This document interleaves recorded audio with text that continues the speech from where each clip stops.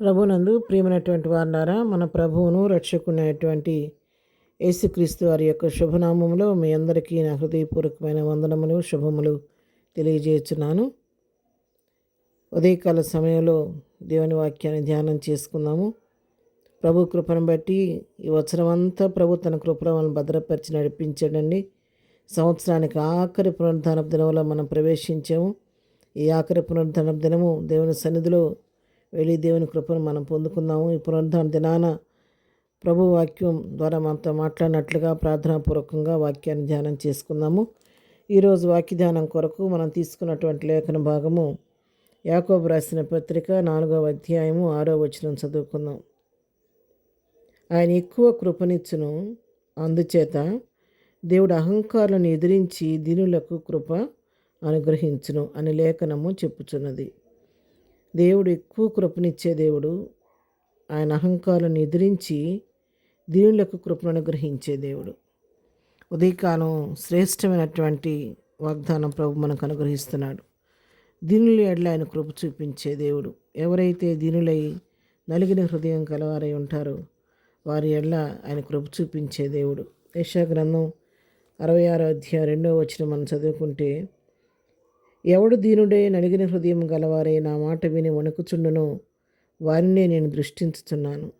ఎవరైతే దీనులై ఆయన కృప కొరకు కనిపెట్టుకుంటారో, ఆయన మాట విని నలిగిన హృదయం గలవారే ఆయన మాట విని వణుకుచు ఆయన మాట కొరకు కనిపెట్టుకుంటారో, ఎవరైతే దీనులై ఆయన గడప కమ్ముల యొద్ద కనిపెట్టుకుంటూ ఉంటారో వారిని ఆయన లక్ష్యపెట్టే దేవుడై ఉన్నాడు.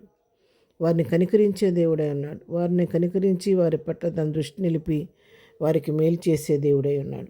ఎందుకంటే మన దేవుడు దీనులను ప్రేమించే దేవుడైన యెషయా గ్రంథంలోనే 57వ అధ్యాయం 15వ వచనం చదువుకుంటే, మహాగణుడును మహోన్నతుడును పరిశుద్ధుడును నిత్య నివాసిని అయిన వాడు ఇలాగూ సెలవిచ్చుచున్నాడు, నేను మహోన్నతమైన పరిశుద్ధ స్థలంలో నివసించువాడను, అయినను వినయము గల వారి ప్రాణమును ఉజ్జీవింప చేయుటకును నలిగిరి వారి ప్రాణమును ఉజ్జీవింప చేయుటకును వినయము గలవారి యొద్దను దీన మనసు గలవారి యొద్దను నివసించుతున్నాను.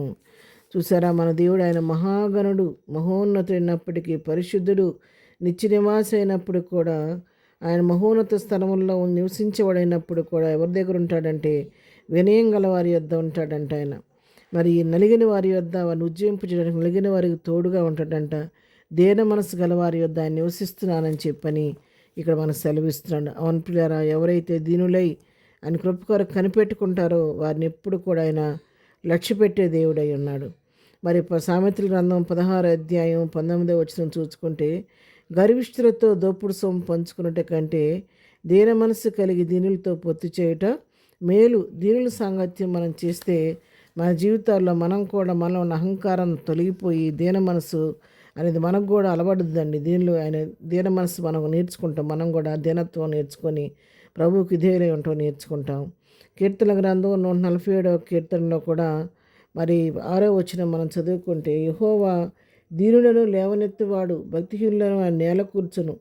ఆయన దీనులను పైకి లేవనెత్తే దేవుడు, విడిచిపెట్టే దేవుడు కాదు, కానీ దీనులై ఉన్న వారిని కనికరించి వారిని పైకి లేవనెత్తే దేవుడు. 11వ వచనం, తన యందు భయభక్తులు గల వారి యందు తన కృప కొరకు కనిపెట్టి వారి యందు యెహోవా ఆనందించువాడై ఉన్నాడు. ఎవరైతే దీనులయ్యి తన యందు భయభక్తులు కలిగి ఉండి ఆయన కృప కొరకు ఎదురు చూస్తూ ఉంటారో వారిని ఆయన మరి దృష్టించి వారి యందు దేవుడు ఎంతగానో ఆనందిస్తాడంట. ఎంతగానో వారిని బట్టి సంతోషిస్తూ వారిని బట్టి దేవుని నామాన్ని మహింపరుస్తూ ఉంటాడంట. మరి 138వ కీర్తనలో కూడా 6వ వచనం మనం గమనించినట్లయితే, యెహోవా మహోన్నతుడైనను ఆయన దీనులను లక్ష్యపెట్టును, ఆయన దూరం నుండి గర్విష్ఠులను బాగా ఎరుగును. ఆయన సృష్టికి ఆయన కందృష్టికి మరుగైన సృష్టి ఏమీ లేదు కాబట్టి దూరం నుండి అన్నీ గమనిస్తూ ఉంటాడంట. గర్విష్ఠులను గమనిస్తాడంట, దీనిని కనికరిస్తాడు. దీనుల విషయంలో ఆయన మహోన్నతులైనప్పుడు కూడా ఆయన దీనులను లక్ష్యపెట్టి వారి దీన స్థితి నుంచి వారిని పైకి లేవనెత్తడానికి ఎప్పుడు కూడా ఆయన ఎదురు చూస్తూ ఉంటాడు. ఎవరు నా దగ్గరికి వచ్చి నా సహాయం కొరకు వేడుకుంటారా, వారున్న పరిస్థితి నుంచి వారిని విడిపించాలి, వారిని లేవనెత్తాలని ఎప్పుడు కూడా దేవుడు మన కొరకు అని ఎదురు చూస్తూ ఉంటాడనమాట. ఎందుకంటే దీన మనసు కలిగి ఉండేవారంటే ప్రభువుకి అంత ప్రీతి, ఆయనకి ఇష్టం అనమాట. మత్తయి సువార్త 5వ అధ్యాయంలో కూడా 3వ వచనం మనం చదువుకుంటే, ఆత్మ విషయమై దీనిలైన వారు ధన్యులు, పరలోక రాజ్యము వారిది. ప్రభువు కోరుకునేది అదే. తన బిడ్డలైనటువంటి వారు మరి తన యొద్ద నివాసం చేయడానికి సిద్ధపడుతున్నటువంటి వారు దీనత్వం నేర్చుకోవాలి. ఎవరు దీనిలో నీళ్ళుగా ఉంటారో, మరి ఆత్మవిషయంలో నలిగిన వారిగా దీనులుగా ఉంటారో పరలోక రాజ్యం వారిదని చెప్పి దేవుని వాక్యం సెలవిస్తూ ఉంది. కాబట్టి మనం ఆ విధంగా దేవుని యొక్క రాజ్యానికి వారసులు అవ్వాలంటే మొట్టమొదట నేర్చుకోవాల్సింది దీనత్వం. కాబట్టి ఆ విధంగా దీనులమై ప్రభు కృప కొరకు మనం కనిపెట్టవలసిన వారంగా ఉన్నామని ఇక్కడ దేవుని వాక్యం మనకి సెలవిస్తూ ఉంది. ఆయన ఎప్పుడు కూడా కనికరించే దేవుడు. ఎదురు చూసేవాళ్ళు గర్విష్ఠులుగా ఉన్నవాళ్ళని, అహంకారులుగా ఉన్నవారిని ఆయన వారిని పట్టించుకోడు. కానీ దీనిలో నలిగిన హృదయం గల వారి మీద దృష్టి ఉంచి వారికి ఆలోచన చెప్పి ధైర్యం నడిపించే దేవుడు అయినాడు. పేతురు రాసిన మొదటి పత్రిక 5వ అధ్యాయం 6వ వచనం కూడా చదువుకుంటే, దేవుడు తగిన సమయమందు మిమ్మల్ని హెచ్చించినట్లు ఆయన బలిష్టమైన చేతి క్రింద దీన మనస్కులో ఎండుడి. దేవుడు నిన్ను హెచ్చించాలని ఆశపడుతుంటే, ఈ ఉదయకాల సమయంలో వాక్యం వించిన వారు ఎవరైనా సరే దేవుడిని నీ జీవితంలో మార్పు జరగాలి, క్రియ జరగాలి అని ఆశిస్తున్నట్టయితే, నువ్వు దేవుడు హెచ్చించాలని ఆశపడుతుంటే నువ్వు చేయవలసింది ఒకటే, నువ్వు తగిన సమయమందు ఆయన హెచ్చించినట్లుగా ఆయన బలిష్టమైన చేతి కింద దీన మనస్కులై దీనులమే ఆయన కృప కొరకు కనిపెట్టుకుని ఎదురు చూస్తూ ఉంటే తగిన సమయంలో ఆయన నిన్ను పైకి లేవనెత్తే దేవుడు అన్నాడు. 5వ వచనం చూసుకుంటే, మరి మీరందరూ ఎదుటివాని యందు దీన మనస్సు అనే వస్త్రం ధరించుకొని మిమ్మల్ని అలంకరించుకొని దేవుడు అహంకారులను ఎదిరించి దీనులకు కృప అనుగ్రహించడు. దీన మనసుని వస్త్రంగా ధరించుకొని ఆయన బలిష్టమైన చేతి కింద మీరు దీనిలో కనిపెట్టుకుని తగిన సమయంలో నేను పైకెత్తానని చెప్పి దేవుడు వాగ్దానం చేస్తున్నాడు. కాబట్టి ఈ ఉదయకాలం ఈ పునరుద్ధాన దినాన, ఈ సంవత్సరానికి ఆఖరి పునరుద్ధాన దినాన ఎవరు మీరు ఏ స్థితిలో ఉండి వాక్యం వింటున్నప్పటికీ ఒక్కసారి ఈ వాక్యం ద్వారా మీరు పునరుజ్జీవింపడండి. వాక్యం ద్వారా మేము హెచ్చరిస్తుండగా ప్రభు సన్నిధిపై వెళ్ళి ప్రభుని అడగండి.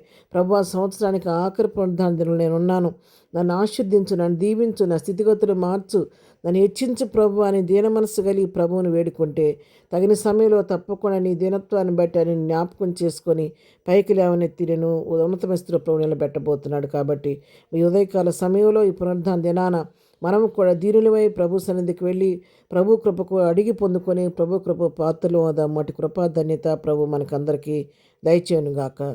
ప్రార్థన చేసుకుందాం. ప్రేమగలిగిన తండ్రి, పరిశుద్ధుడైన మా ప్రియ ప్రభువ, ఉదయకాల సమయంలో ఈ సంవత్సరానికి ఆఖరి పునరుద్ధాన దినాన్ని సన్నిధికి వస్తున్నాం తండ్రి. సంవత్సరం అంతా మా పట్ల కనపరిచిన నీ ప్రేమకై, నీ కృపకై నీకు వందనాలు చెల్లిస్తున్నాం నాయన. ఏదైనా వాక్యం వింటున్నా మా పిల్లలందరినీ పేరు పేరుని దీవించి ఆశీర్వదించండి.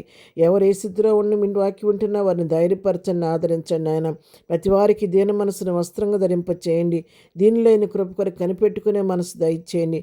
వరణ స్థితి నుంచి వారిని పైకి లేవనెత్తి ప్రభు నీ బలిష్టమైన చేతికి విరిగి నలిగినంత ఉంటుండగా ప్రతి వారిని ఆదరించి పైకి రెండు కృప పాత్రలుగా చేయమని, ఎదిన దీవెనలతో నింపి నడిపించమని, రాకపోకల్లో ప్రాణాల్లో క్షేమం కలుగు చేయమని అంతా మేము ప్రభా నీకు ఆరోపిస్తూ యేసునామములో ప్రార్థించి అడిగి పొందుకొని ఉన్నాము తండ్రి.